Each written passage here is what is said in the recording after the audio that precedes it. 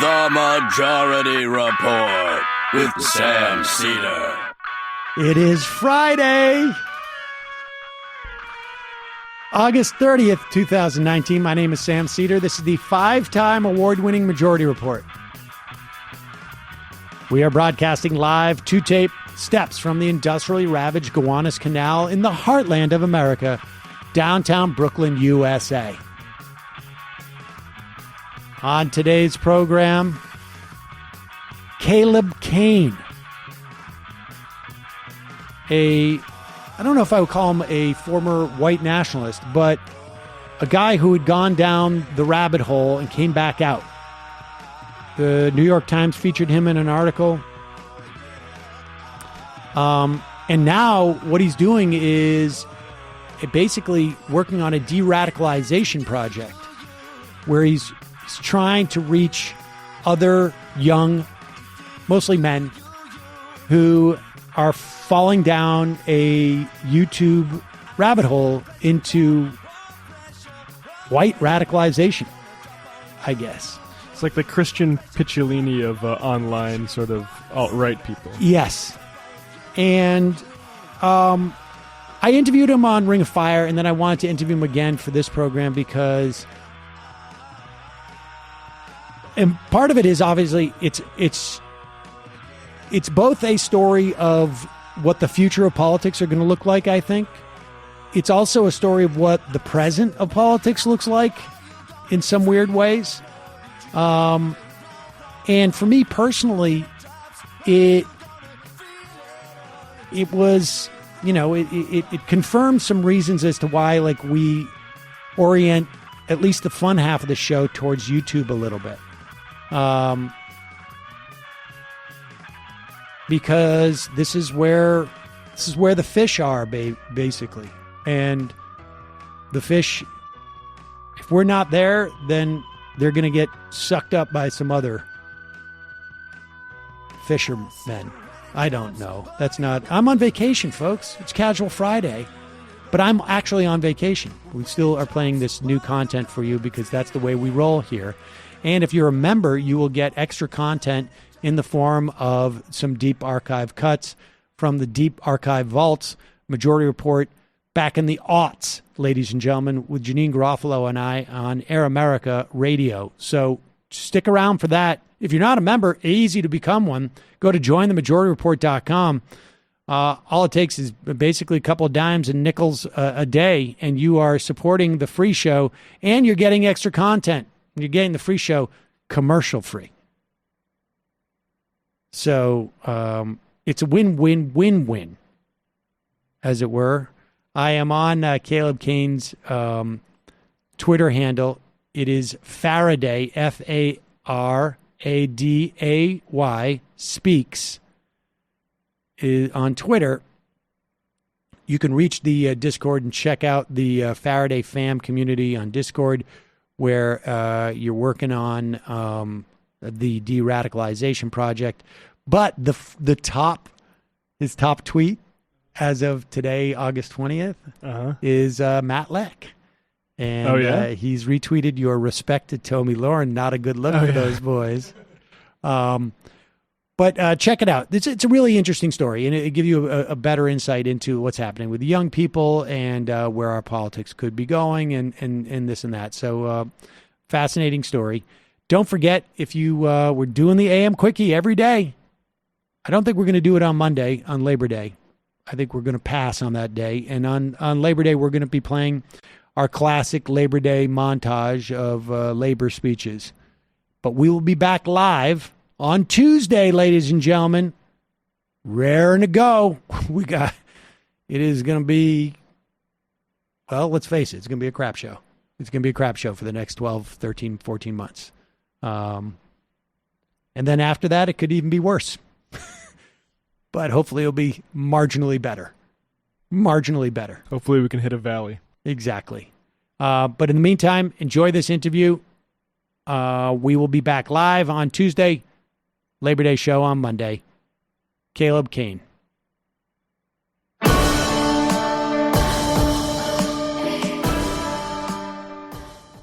We are back. Sam Cedar on the Majority Report on the phone. It is a pleasure to welcome to the program Caleb Cain. Caleb was the subject of a New York Times article. I guess maybe it was in the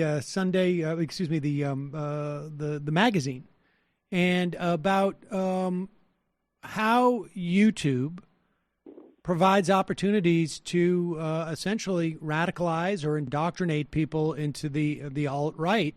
And Caleb, welcome to the program.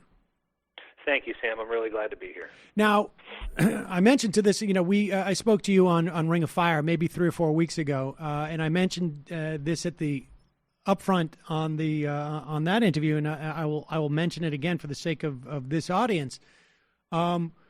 About, I can't remember what it was, 2 or 3 months ago, maybe it was more, we got, maybe it was Matt had gotten a DM from you or something to that effect, and somehow your video got our attention where you went on to talk about how you had left the alt-right, and we were thinking, should we book this guy? And I have to say that my first instinct was, I want to see a little bit more, see if this is vetted, because this is something, it seems to me, that the alt-right would do. It's certainly, I have to say, it's something that I've contemplated doing over the years. But it turns out, and maybe you're in this for the long con, but assuming you're not, tell us about yourself and just sort of give me the broad strokes, just a timeline of what we're talking about, this period in your life that has brought you to this point. Yeah, so it starts out, I grew up in West Virginia in like a kind of a poor town, like upper, lower class, lower middle class, and went through high school, didn't really work too hard. Teachers liked me, they said it was bright, but I kind of just meandered through, and then I kind of got my act together my senior year, went off to college, had all this like opportunity and promise, and then I kind of fucked it up by basically just getting depressed and not going to class and stuff like that. And I came home kind of broken and defeated, was majorly depressed. I don't know how long. I laid in bed for a long time, only getting up to use the bathroom and eat. And I went on YouTube, and I was just like, I have to fix this. I have to fix this somehow. And I was like, well, YouTube's my only source. And so I went on YouTube, and I found like this gamer, Athene Wins, that did like neuroscience videos, was watching that, kind of realized. Wait, I'm sorry, let me just stop you here. To be clear, you went on YouTube to figure out how you can feel better, essentially, right? Basically, yeah. Okay. And what year was this?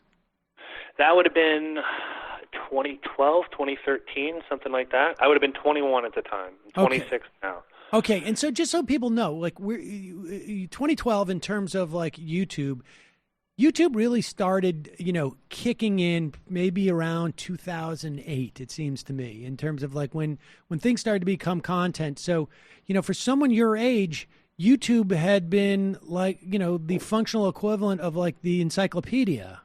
Do you even know what I mean by encyclopedia? Oh, no, yeah. Basically, like I grew up, and when I was in high school, if I wanted to learn how to do something or wanted to know something, I went to YouTube. There wasn't a ton on YouTube back then, but that's where I went for information. Okay. That was like my resource. It's better than the library. Well, so, and I say this only because you were probably on the cutting edge of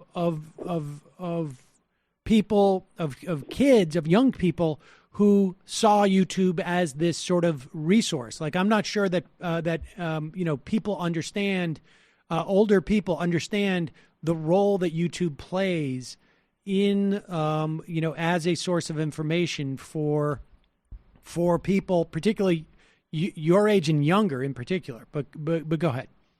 Yeah, absolutely. I mean, a lot of older people don't understand the power of YouTube. They think it's just cat videos, and this is why. No, it's a lot of people see it as a serious platform. This is why I think YouTubers should take their platform very seriously whenever they put out information. But yeah, so I went onto YouTube. First found Athene Wins. He did a neuroscience video called "God is in the Neurons," and I was watching that, and I realized, okay, learned about neuroplasticity, stuff like that, and I was like, you can fix your brain. Okay, let's do that. So I started looking up more and more, found like Alan Watts videos and like Zen Buddhism, was listening to a lot of that. And I basically like emptied out my mind and like was ready to be programmed. And then that's when Stefan Molyneux came across my thumbnails in the sidebar from the algorithm.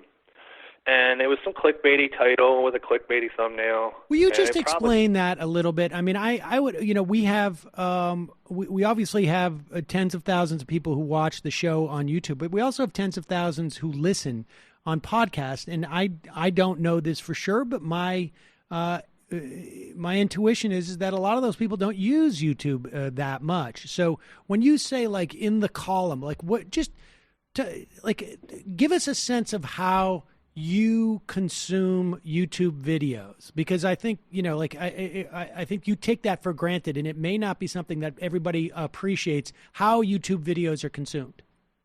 Yeah, so basically, like, the good thing about YouTube, the thing that I like about YouTube is that everything's recommended to you. Everything is curated based on what you watch, and they do that through. On the internet, you have all the words that you type in, or all the, you can put in keywords onto a video, so it gets tagged that way, and it gets tagged a couple other ways. But basically, if you watch a bunch of videos on cats, YouTube's going to recommend you more videos on cats. If you're watching videos on sewing, you're going to get more videos on sewing. And so all these videos, they appear either on your homepage when you log in to YouTube, or they appear in the sidebar. And that's like a really convenient thing, because you don't have to, every time you go to YouTube, you're going to get content that you want to see that's helpful to you. And so, I would click on videos, and then if you're watching, looking at your YouTube page, you got your video in the top left, and then over on the right, the whole right hand of the web page, you have a recommended list of videos. And those videos are curated to you, like specifically based on this algorithm called Reinforce. That algorithm just picks what it thinks that you're going to watch. And so one of the things that popped up, because I was watching so much self-help, YouTube thinks, okay, well, he's watching self-help. We want him to watch more and more of this because that's how we get ad revenue. The Stefan Molyneux guy, he's got a whole bunch of self-help tags, keywords in his videos, descriptions. Throw him one of those. And I started watching that, and I consumed the hell out of Steph's content. And he had thousands and thousands and thousands of hours of content to consume. And I went through a lot of the self-help stuff. I watched a lot of his call-in shows. The way Stefan Molyneux works is he basically, his wife was like a psychiatrist or something like that, and they used to do shows together until she was basically the Canadian, and it was some Canadian psychiatrist board or therapist board or whatever, told her that she couldn't be doing that.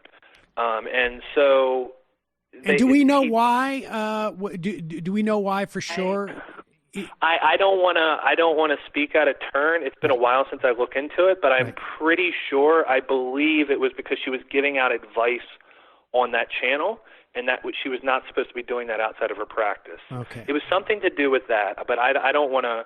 I don't want to slander anybody. You'd have to look into it on your own. Okay. But yeah. Now, just to be clear about Stefan Molyneux, because I had a debate with him probably sometime around that time. I can't remember when it was, and it was set up by some third party, and I don't know if we even released it on the channel.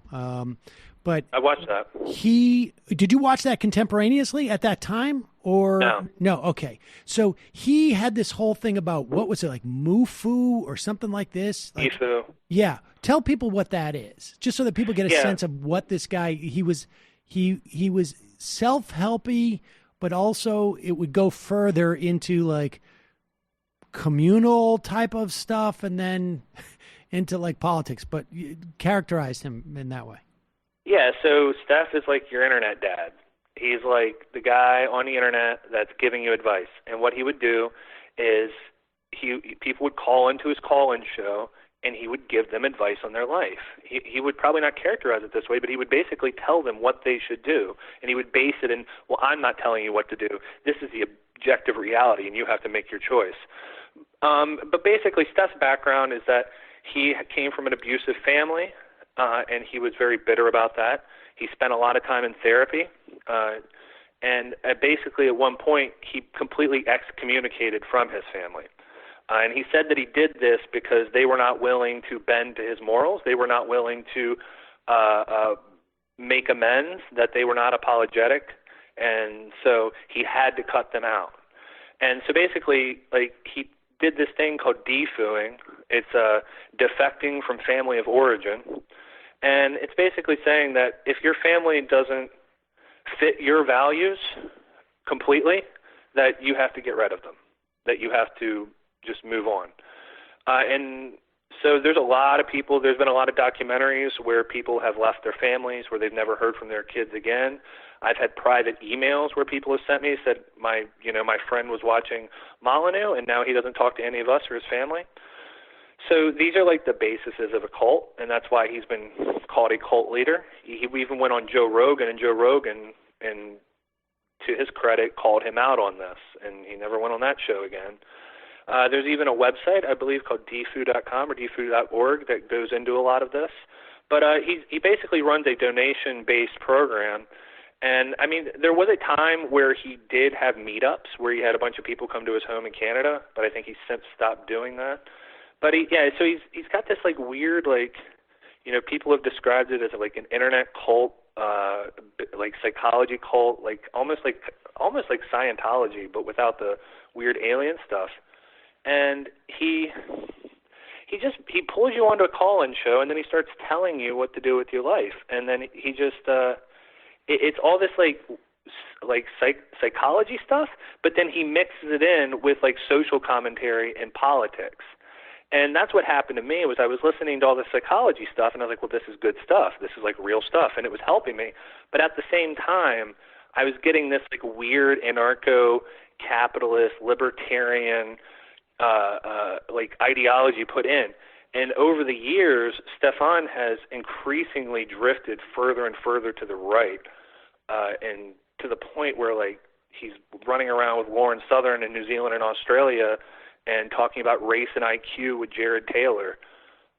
So that's kind of the background that I had with Steph. I mean, so we should say this is a guy who has now moved, as far as I can tell, into full-on Trumpism, giving up some of the sort of the stricter libertarian ideologies and going deeper into what I would argue, in my opinion, libertarianism at its foundation ultimately is a philosophy that has been developed to provide for some white supremacy, some type of rationale for white supremacy. If you dig deep enough down there, it basically is like, well, property rights start basically when Europeans established property rights and that type of thing. But just so that people get a sense of a characterization of what this guy is. Should also say, to be fair, Dave Rubin, I think, said that he and Stefan Molyneux were forming the new center, but I think he may have scrubbed that by now. But so that's this guy. You basically fell down that wormhole. Where did that lead you? So where that led me was this is the mindset going in, and it seems to be the same mindset that Steph followed. So I was listening to all of his content, and the most radical thing I got at that point was the race and IQ stuff. And I was so naive, I thought that was just science. And, race realism, meaning that you can explain the social outcomes of what we call races. So you can explain why black people have lower IQ scores, and you can explain why black people have higher crime rates and, statistically live in higher rates of poverty. This can all be explained through genetics. So that was the most radical idea I picked up from Steph pretty much right away. And, it goes into the whole libertarian free will thing. It goes into the whole, justifying hierarchies. And from there, I was in this mindset that, okay, so I want this free society based on freedom, because that was my big thing. I enjoy freedom. And so I went from there to being a conservative, because I was like, well, if I want that free society, we need social cohesion, we need borders, we need families, all this stuff. We basically need traditionalism. And from there, I went even further into, they were calling themselves civic nationalists, but I'd call them the alt-right. And they're basically like a watered-down version, a co-opted form of white supremacy of the alt-right. And that's kind of where I settled. And it was both going through the logical process of the ideology that led me there, and it was also the algorithm which led me there, because constantly in my sidebar I'm clicking more and more videos. So Steph would have someone on his show, I'd go check out their channel, or it would recommend a channel to me. And I went from watching Steph to watching like Ben Shapiro, Steven Crowder. Then I found myself watching more of like Lauren Southern, Gavin McInnes. Started watching Steph again, kind of came full circle there. And then at the very bottom of it, I was beginning to listen to like Jared Taylor.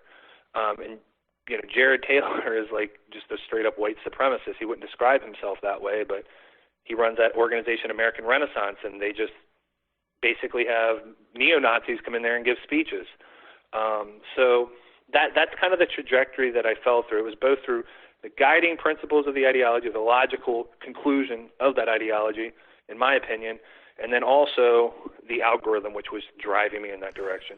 Were there any things that functioned as validators? Like, obviously, it's set up when these guys have each other on their own shows that they validate each other by their presence, right? I mean, but were there people outside of this circle that you've talked about, of these people who functioned as validators to you? I mean, and then I want to ask that, and ask also, to the extent, did the algorithm just function to serve this stuff up to you, or did it also function as some type of validator? I don't know if so much the fact that it was being recommended to me was a validation in terms of the algorithm. What I did find myself thinking back then was, well, if YouTube is this great platform, because I had so much respect for YouTube, and I saw it as like, well, this is where all the people with the real ideas are. You know, this is like, I saw this as like the alternative news network, right? Like, this was the real truth. And I thought, well, why aren't there any lefties on here? Like, I know about the Young Turks, but they seem very overproduced, and that's pretty much corporate media, or at least I thought at the time.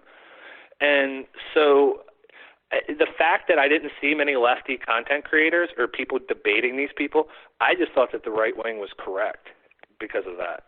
I just figured, well, I mean, yeah, they're just right. That's why there aren't any lefty YouTubers, because it was so saturated at that time.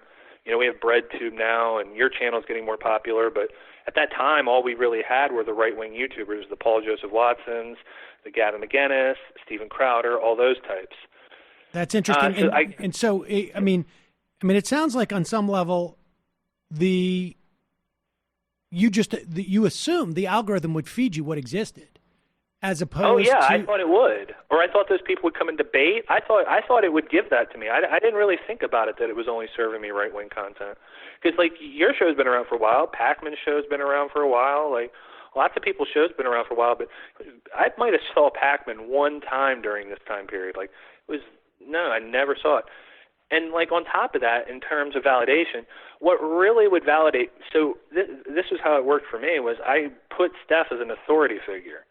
And basically, like, if he would do an interview with a guest, and it would be a favorable interview, like they were getting along, it was a softball interview, I thought, oh, okay, well, like, they get along, and Steph vetted this person. I mean, I should start listening to their content, too. And it was kind of, like, dumb the way I did it. I kind of went in blindly consuming things. But I would watch, you know, he would have Gavin on. I'd start watching Gavin. And then, like, when it really, like, the big validators were any time that someone that appeared center or left would have conversations with these people, and it would seem reasonable. So, like, if Jordan Peterson went and talked with Stefan Molyneux, oh, okay, well, that validates that what Steph's saying correct, because now Jordan's talking to him. Jordan's got this huge platform. They had a really good conversation. Jordan isn't calling him a Nazi. Jordan isn't calling him a racist, and Jordan's not a racist. So what the fuck? Like, this is silly. And so that would be a validation. Ruben's show was a huge validator for me, because I just saw Ruben as a leftist. I thought Ruben was a liberal. Well, he's a classic liberal.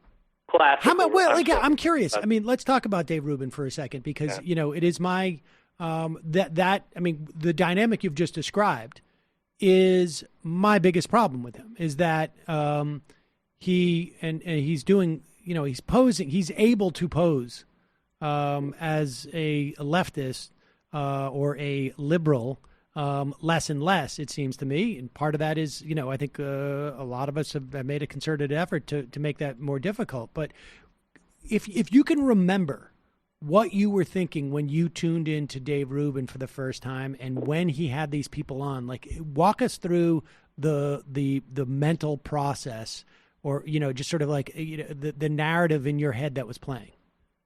Yeah, so Dave Rubin, I found his content very early on. I don't know how he got into the algorithm so quick, but I found his show when he had that first little set. I think it was might have been either Sam Harris or Milo was the first interview that I watched. And I mean, I thought Dave Rubin seemed like a nice guy. He had a cool looking set. And like basically he was having on guests that were like confirming everything that I believed. And like he kept repeating, I'm a liberal. The left has gone insane. And to me, that was almost like a validation. It's like, well, maybe that's why I went to the right wing. Maybe I went to the right wing because all the lefties have lost their minds now, and they're all SJWs and screaming about Trump. Maybe that's why I went to the right. There was that. I mean, his show, like, I would get. So when is this? When you first see Rubin and you start to get that validation from him? What year? Do you know? It probably was.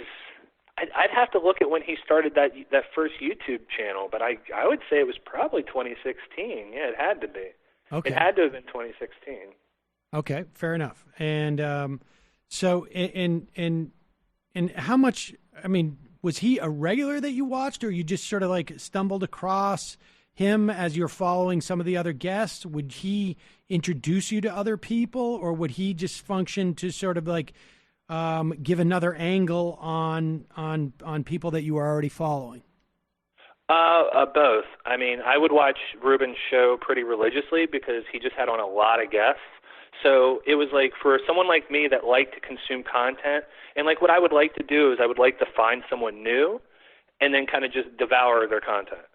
And so like Rubin's show was really good for that because he would have on a ton of guests. And it would always be political, and then it would always be like right-wing people, which is what I wanted to hear. And so, I mean, it served as like a huge gateway into other creators. Some creators that I found through him that I wouldn't have found otherwise. There was like, I remember the climate change denier dudes. Like there was that old guy from the Greenpeace thing, I believe that he went on Dave Rubin's show.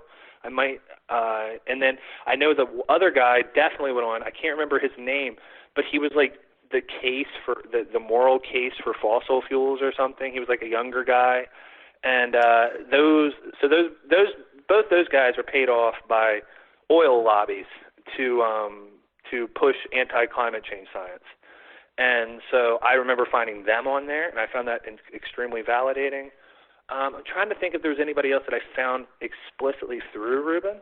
But I would always tune into Rubin. Like if Rubin had Milo on, I was going to watch that interview. Or if he had, when he had Molyneux on, I was super excited.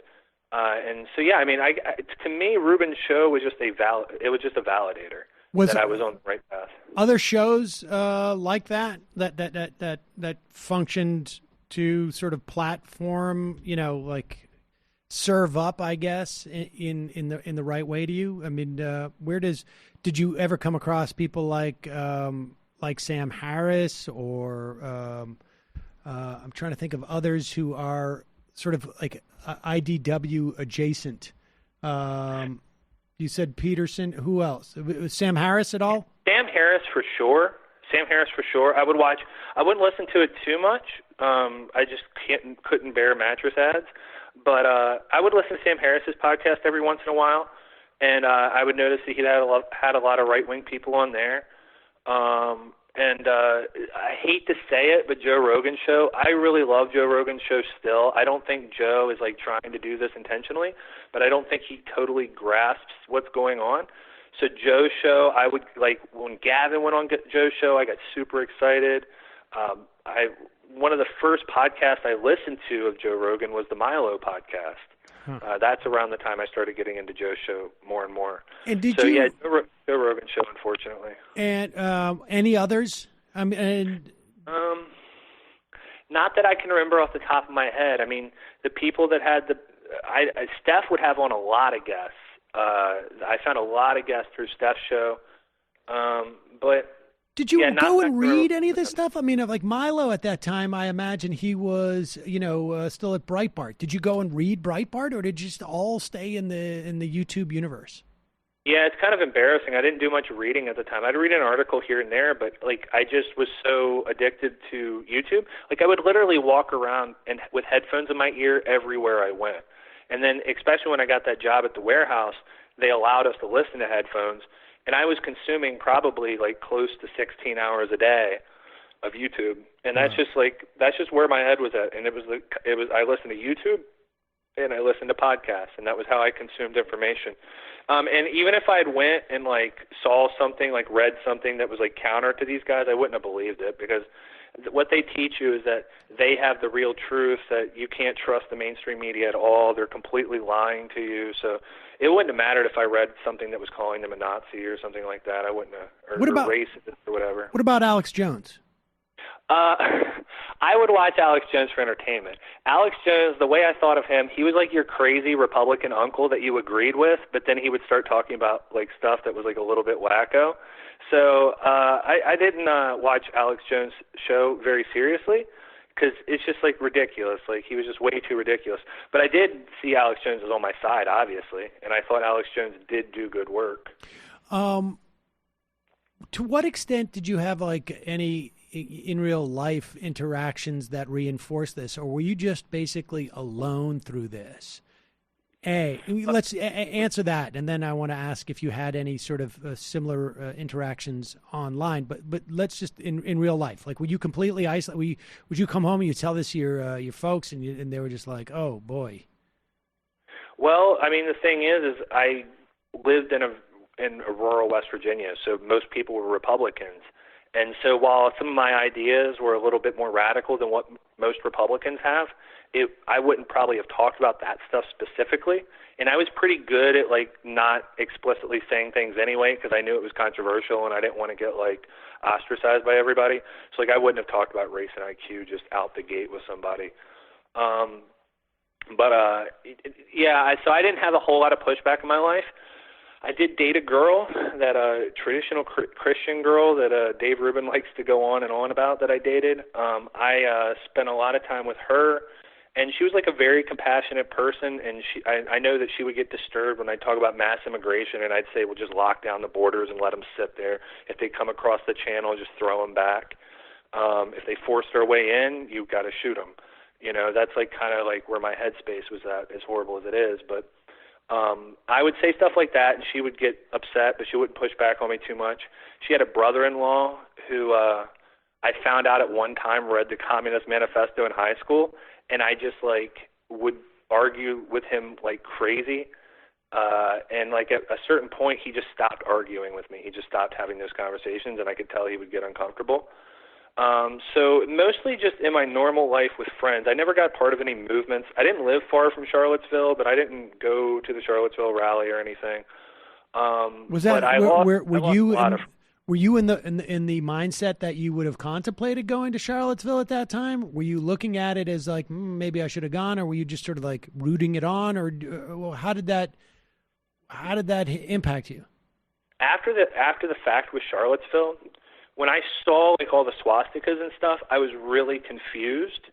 I mean, I was behind the whole Confederate statue thing. I thought, they shouldn't take down the statues. It's history. They should put those statues in a museum, or they should leave them up. That people are just being ridiculous. And I believed that rally was just about the statues. And I guess for some people it was. But I didn't actually know about Charlottesville until it happened. Because I wasn't in Gab chats or anything, so I didn't know about the Unite the Right rally.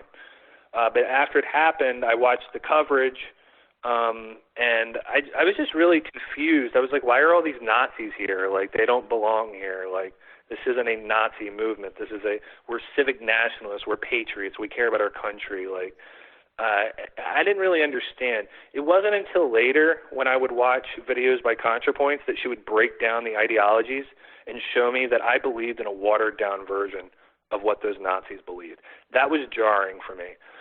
So, but I do remember that. I remember the Heather Heyer incident. I remember looking at that video and thinking, well, the left must be lying about this, and like, well, maybe he was scared, and I kind of like entertained that whole conspiracy theory in my head for a little while. Later, when I saw him holding up like Nazi shields, I was like, what the fuck? Like, so it was. Charlottesville was a jarring event for me. But no, I wouldn't have been able to attend anyway. I had work and responsibilities in life. All right. So, so how did this begin to turn for you? So you're deep in this. You're a little bit, around Charlottesville. You're a little bit confused as to why certain associations are coming your way, and I guess theoretically, right, you could have headed down that route. But what happened?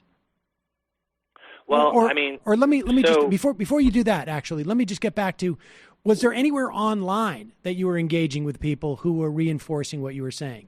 Was it just chat rooms on YouTube, or was that something you were into, or did you not engage on that level because you're just listening on your phone at work, or did you go onto Reddit in some place? I mean, was there anywhere else where you had like a community? Surprisingly, no. I mean, I had a small group of friends that I played games with, and they had right-wing beliefs. So, like, a couple of the guys in there were libertarians, and then a few of them were like hard, borders, conservatives, conservatives that care a lot about the border and stuff like that. And they would repeat talking points they picked up from Peterson and stuff like cultural Marxism, but they never seemed to have got as invested in the politics stuff as me, so I don't think they ever went as deep. So I had those guys to bounce ideas off with, and I think like hanging out with them probably like, it gave me that social aspect where I didn't need to go onto Reddit and talk with randos. So no, I didn't spend time on 4chan. I didn't go on to Reddit or Discord or anything like that. I'm kind of glad I didn't, because if I had, I probably would have gotten pulled deeper into it. I would think that most people, that's the way it goes for most young people. I mean, or I don't know what the order would be, but that they get that type of reinforcement that is sort of like completely, that is responsive, right? Like, hey, why is there a Nazi shield there? And I would imagine there's a lot of young people in your situation who log on to Reddit and someone says, well, because, and sort of rationalizes it, makes it a little bit easier for you to like sort of accept it. Exactly. If I had had that real-time feedback, and, we've set up a Discord server since to try to help de-radicalize kids online. And what we've run into is a lot of they're educated fascists. They know what they're talking about. They've read Evola, they've studied that stuff, and they really understand National Socialism and, fascism. If I had run into those guys, they probably could have convinced me, because the ideology that I was following was basically their ideology. When it got into the the form of civic nationalism that I was into, I probably could have fell into fascism pretty easily. And I think that social reinforcement is what really keeps people there. It might be the reason that it was easy for me to come out, because I was such a lurker and I didn't have a community holding me back. Right. But I see a lot of people online, and I saw a post. I wish I would have screen capped this post, but it was right after my video went viral, and I don't know if it was a troll or not, but it seemed sincere. It was on 4chan. It said, I watched this guy's video, Faraday Speaks, and like his story seems so true to me. Like, this is exactly what I went through, but like, I don't know what to do. I don't want to leave the alt-right. You guys are my friends. And that was like really haunting to me, that would hold someone in that place. I mean, I'm not making any equivalences here in terms of like the sort of the egregiousness, but in terms of the dynamic, was it Dr. Death, the Errol Morris film about the guy who used to work in I think he was like a consultant to states to provide executions, was sort of adopted by neo-Nazis in Germany who were Holocaust deniers, and it just became like, well, I got to play a certain role to just maintain like the attention I'm getting from people, which is nice. He was a loner, and So in this instance, not having a community that was sort of like directly responsive for you probably kept you less than sort of nailed down, as it were, ideologically. How did you break out? I just did literally, we're pre-taping this on Thursday, the 27th. I just did a stream with Destiny, and for the first time, and basically I did it because I've heard you talk about Destiny had somehow gotten into the algorithm, as you call it, and given you a different perspective. Yeah, so that's great to hear you talk with Steven. So the way I got out, it was completely by chance. I think that there was a lot of stuff that I was seeing with the alt-right that was disturbing me, but I think I could have come up with rationalizations if I kept watching content. Because remember, I was watching Jared Taylor and that stuff and the American Renaissance videos, and that was really dragging me into more of the white identitarian stuff. Although luckily at the same time I was watching Destiny and ContraPoints.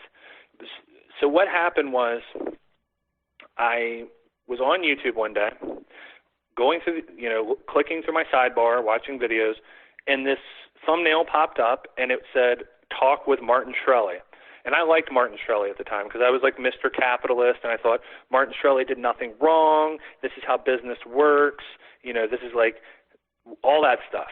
And referring to him hiking those drug prices. Right. And so I thought, oh, cool. So I watched that video with Martin Shkreli and Destiny, and it wasn't even a debate because Destiny admitted in the video he didn't know much about healthcare. And so Martin Shkreli kind of like had a cordial conversation with him. And I thought, oh, well, Destiny must agree with Martin. Maybe Destiny must be a right-winger. And then I watched Destiny debated Athene Wins, the gamer that I talked about earlier that first introduced me to the neuroscience, ironically. He debated him and beat him in a debate. And thought, oh, well, shoot, like Destiny like really knows his stuff because Athene's a smart guy. And then that's when the algorithm recommended the Lawrence Southern conversation. And I remember it clearly now. I thought that was the first video that got recommended, but I remember now, like I saw that thumbnail and I was excited because I thought they were going to have a great conversation. And that's not what happened. He sat down with Lawrence Southern and just destroyed her in a debate and made her look like an absolute fool. And that was the crack in the dam. And the conversation they had was mass immigration into Europe during the 2015 refugee crisis. And that was a huge sticking point for me. That was bigger for me than the IQ stuff, the race and IQ stuff. It was mass immigration. It's the thing I would talk about the most with people. And I watched that debate, and it got me questioning things. It didn't flip my mind because I thought, well, Destiny could be wrong. I don't know. But I started watching more and more Destiny because I enjoyed those conversations and debates that he had. And then he started debating people like Sargon of Akkad. He debated Nick Fuentes. He debated like a whole bunch of these right-wingers. And just one after one just cut them down and destroyed their arguments. And that was really jarring. And then through the algorithm, he did a conversation with ContraPoints, and I remember it popping up now. It was like talk with like transgender or something, and I was like, well, I don't know. I'm kind of skeeved out by transgender people, but I guess I'll listen to this. And I listened to it, and ContraPoints seemed all right. And then I remember her videos started getting recommended to me, and they had very interesting thumbnails, so I started clicking on those.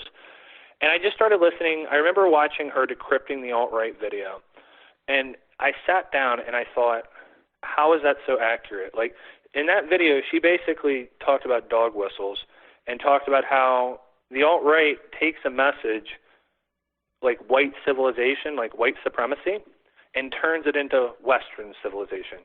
Or they'll take something like the Jewish conspiracy, the JQ, that the Jews control the world, and they'll turn that into cultural Marxism, saying that Marxists have invaded our society and are controlling our society. And like when I sat and listened to that, I couldn't really deny any of it. I was like, wow, that's pretty damn. And that was really jarring for me to like see that everything that I had believed was just like a bunch of bogus science and Nazi conspiracy theories and all this stuff. And it was from there that I basically started to, now at the time I was also listening to Jared Taylor, so I was kind of going through this battle in my mind over And I remember being afraid. I remember listening to Jared, and I was like, what if he's right? But I watched more and more content on the other side, because after I found ContraPoints, I started finding people like Sean and Three Arrows and H Bomber Guy and all these other YouTubers that were, lefty, center left to far left YouTubers. I remember watching your show a lot, and that helped get me off the libertarian mindset. And so it just basically exposed a lot of stuff. I mean, it exposed how a lot of these people on the right are grifters. They do this for money. They make bad arguments. And I just started to kind of deprogram myself. At the same time, I was also having some life experiences at my job that were making me less than happy about the current system we have in terms of like the economy. I started having experiences in my dating where I dated a girl that was very wealthy, and I would listen to the way that she would describe poor people and, all this stuff. That turned me off of a lot of right-wing thinking. And then I also spent some time in Destiny's Discord server having conversations with people where I'd basically go in and my ideas would just get destroyed, and I'm like, and then they would like help me recontextualize the things that I believe, and I was like, oh, okay. And it's probably about 8-9 months ago that I just said, well, that's all bullshit. Like all that stuff that I believed before, it was just wrong. And that was the process. Wow. I mean, it's that took about 1.5 years, by the way. Wasn't just right.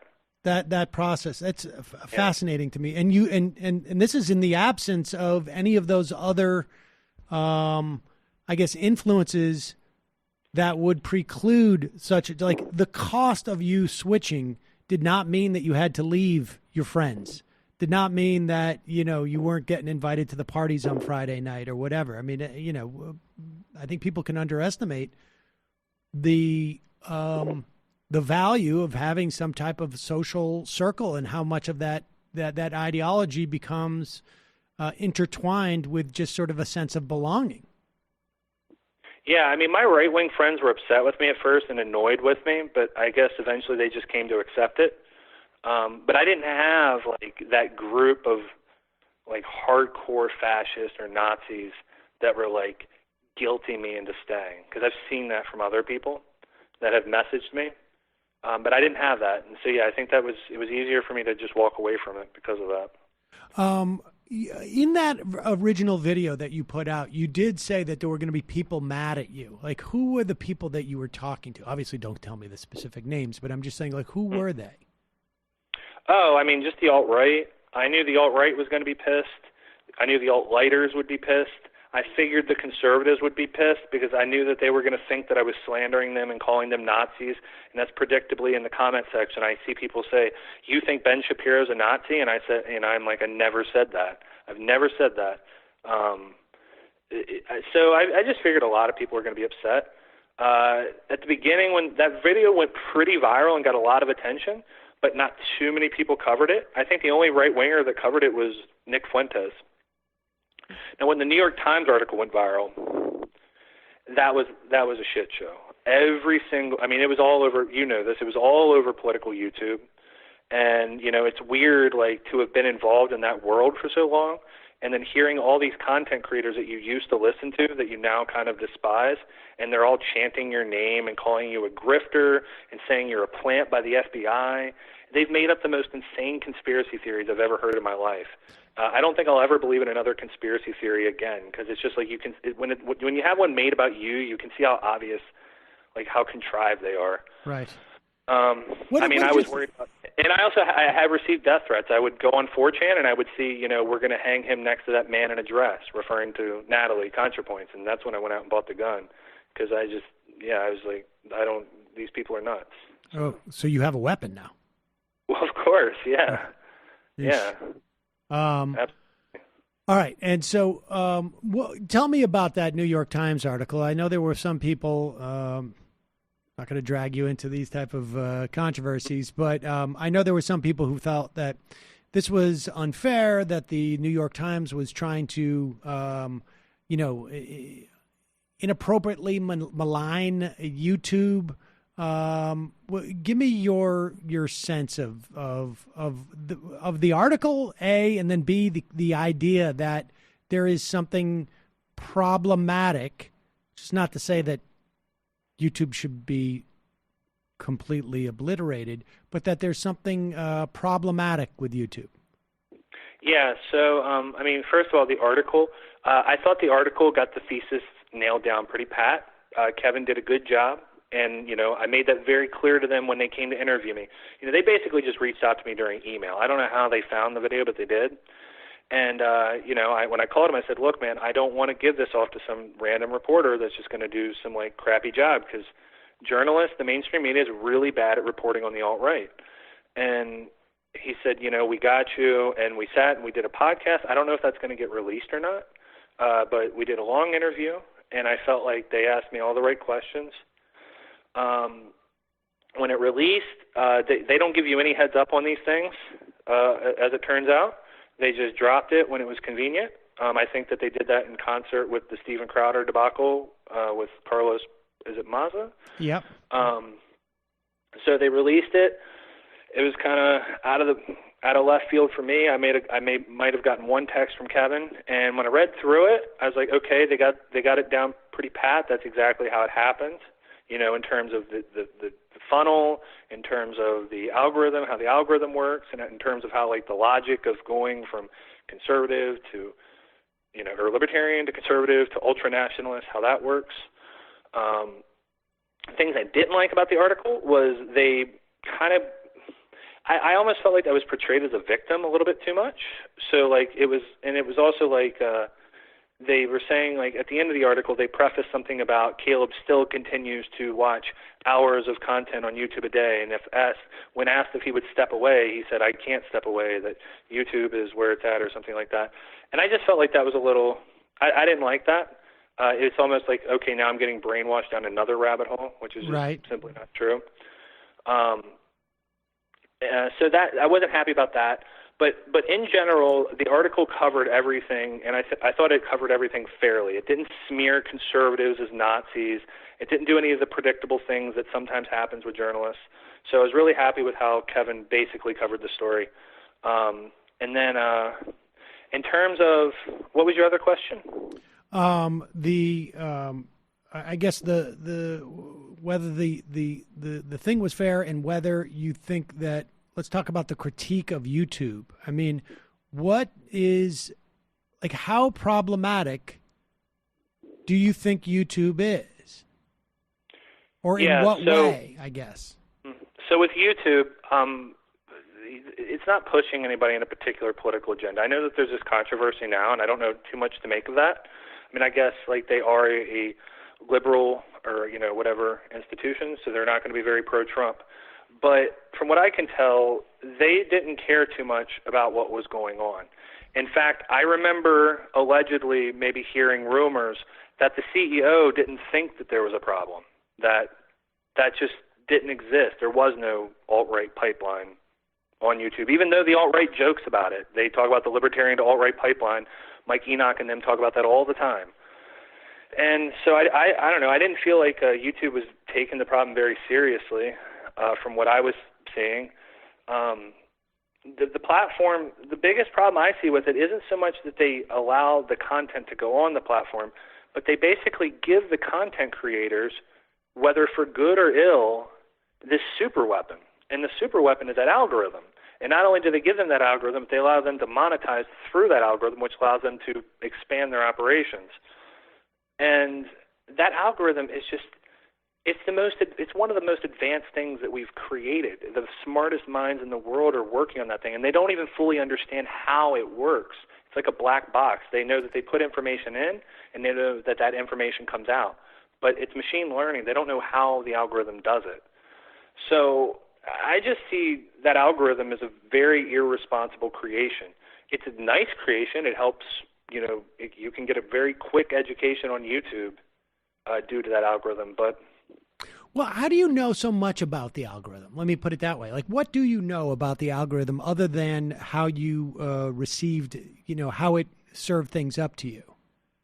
Well, I'm not a data scientist, but I've read a little bit on it in terms of, like I said, that it's a black box, that they don't fully know how it works. I know that that's true of these algorithms because I just read a lot on science and technology and stuff. But most of my understanding of how the algorithm works, it's actually just intuitive from just spending so much time on the platform. Right. So you just get a feel for what it's doing. That's basically how I've come to a lot of those conclusions. But yeah, I mean, do you use YouTube differently? Like, do you have some type of practice now when you watch YouTube that is different, or do you just do you do anything to counter the algorithm in terms of what you get? Well, my algorithm, if I go on my main account, my algorithm's completely screwed up at this point. I mean, it's got, I could be flicking through there and I will get Molyneux videos, I'll get your videos, I'll get ContraPoints videos, I'll get JS videos. Because now that I've watched stuff on both sides, I get everything recommended to me in terms of the algorithm. Because the algorithm doesn't delineate between it doesn't delineate between politics. It's only saying, okay, they're watching a lot of these videos that are 2-3 hours long or, whatever. So now I get stuff all across the spectrum. I don't spend as much time on YouTube these days, partially because I'm busy. And, I mean, it's not really a source of entertainment anymore because now this is kind of like what I do as not so much a job, but in terms of work. So I don't spend too much time on that platform. But when I do, it's not so much the way I use YouTube, it's just the way I listen to information. I just don't take anything for granted. When someone says something, I'm just like, okay, maybe that's true. Okay, and you got to validate it. All right, so what would you do to fix, if you think, okay, because and I want to I know we're going long here, but I just want to spend a couple of minutes on what you're actually doing now. But before we get there, what would you have YouTube do if you think, or is there anything for them to do?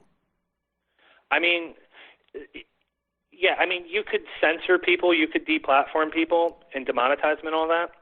And I don't even know how, in the past I've called for that in terms of like some of the more extreme creators like Mike Enoch and Rich Spencer. But I don't even know if that's the right approach at this point because those people know their platforms, they know their channels, and they'll just funnel people off platform. I almost wonder if the right thing to do is to get the lefty YouTubers together and have them debate these people and to get into the algorithm. Because that's what happened to me. That's how I found the other side. I almost wonder if it's just going to have to come down to us. In terms of what YouTube does, I don't know. Anything that I call for YouTube to do to that side, they're going to do to all sides. Right. So if I say, okay, YouTube, take away the algorithm from them. Let them put their videos up, but just don't let it go into the recommended. Right. Well, they're going to do that to everybody. Well, I mean, but is that necessarily a bad thing? I mean, you can take, because look, people who've been deplatformed have really, it has inhibited, it seems to me, maybe you don't know because it's underground, but I suspect it's inhibited their growth and their ability to, like you say, get the cash to build out an operation to reach more people. It's true, you take people off platform, they're on Gab, maybe they go deeper down to that, but there's no fresh recruits. There's no expansion of those belief sets. There is, this is part of the argument why I think we need to break up YouTube is so that you can't make as much money on a single platform.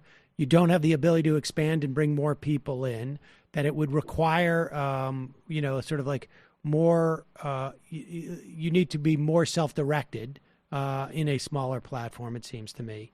But because I want to talk about like what we do in the absence of YouTube do anything, but I'm curious, I guess the idea is that YouTube gave you the opportunity to get out of there, but it's like, it set fire to the wastebasket and then it brought water, but that fire could have, tipped over and gotten to the drapes and Yeah, but it's completely unguided.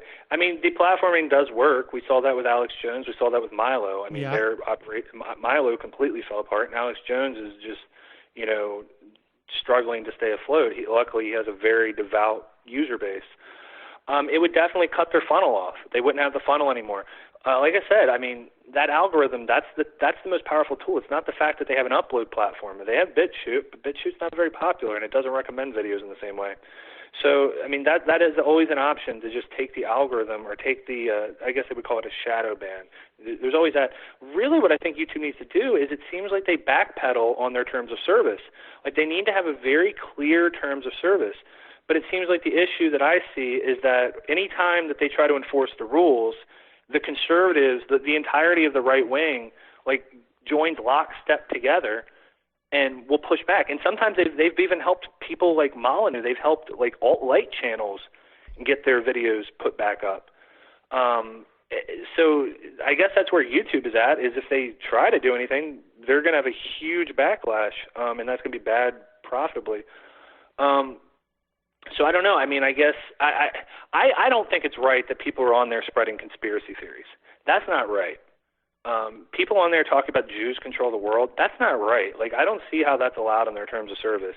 And the thing is people just use dog whistles. I mean, that's what they do on Enoch's show. They just don't say Jews. They just say they or them or right. some other word. But, like, it's just obvious that they're doing very malicious stuff. So I don't know. YouTube should have a strict terms of service that they enforce on everybody. The Steven Crowder thing was pretty obvious. Like, Steven Crowder was saying things that were directly against their terms of service, and they didn't want to do anything about it. That's not right. All right. So tell me what you're doing, just briefly. So you've basically started a project to deal with kids, young people like you were, right? Is that basically it? Yeah, that's basically it. So, I mean, when I made that video because I wanted to educate lefties, because I heard a lot of people, what I was seeing was I would go into Discord servers, lefty Discord servers, and I would see, like, conservatives or libertarians or, God forbid, an alt-righter come in there, and they would come in alone, and they would get what we call on the internet dunked on. They would crap all over them, call them an idiot, call them names, and then that alt-righter or that right-winger or whoever it was, they would get all frustrated and they would leave and they'd never come back. And I kept seeing this happening over and over again. And then I also kept seeing people say, Ben Shapiro's a Nazi, Jordan Peterson's a Nazi. And I'm like, well, no, they're not Nazis. And then they'd say, Stefan Molyneux's alt-right. And I'd be like, well, no, Molyneux's alt-right. And I constantly found myself explaining these things. And so I thought, well, I'll make that video. And that's why I made the original video, was to try to wake people up to what was going on. And I did that video, and then it blew up, and then all of a sudden I had all these volunteers pour in. They were like, do you have a Discord server?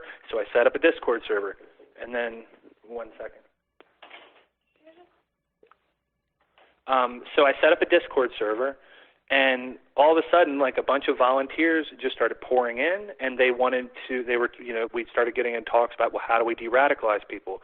I shared my thoughts on things that I'd seen on other servers. So eventually it just kind of organically took on a life of its own. And so now we have a Discord server, and there are a group of what we call helpers, and they're basically trying to engage in conversation with a lot of these people that have fallen into these ideologies. It's tough because there's a lot of people that are very entrenched in it, but we've gotten people in there, and we've gotten them to open up. Basically, the thing we're trying to use the most is just reasoning things with them very clearly, and then using compassion and empathy with them so that they don't feel attacked. Like, they feel like they have a space where they can explore, kind of wind down their ideas. And so that's what we're doing online right now. It's very experimental. I don't know anybody else that's tried anything like this. But I'm in talks with CVE researchers and other extremist researchers to try to get resources and help in determining how to do this. Well, but that's basically where we're at now. It's a very new project. Do you have any type of place where people can get more information? Or they just follow you on Twitter or what? Follow me on Twitter at Faraday Speaks. And if you go to my YouTube videos, you go into the link in the description of my videos, you can find the Discord server there. You'll also find my all my other links, Patreon link, emails, the Discord server, all that stuff.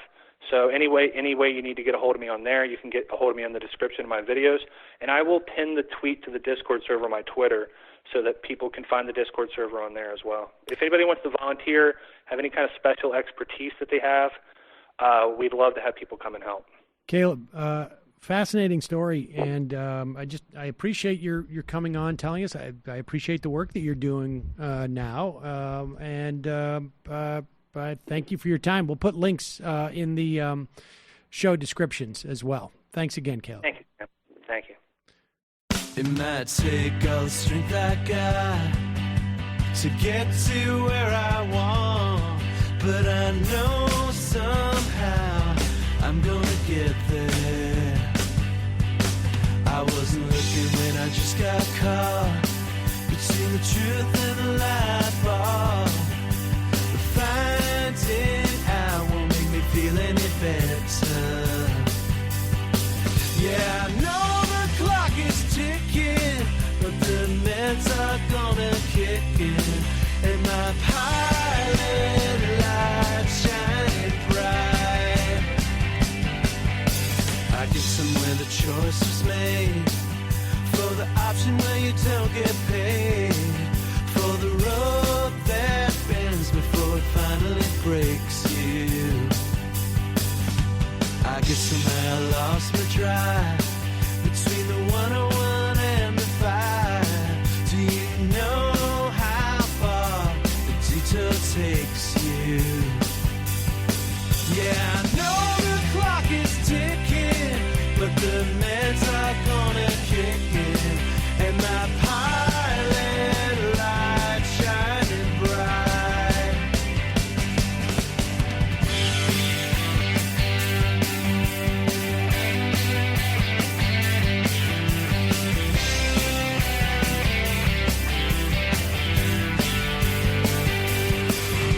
The months drifted into years while I shifted in and out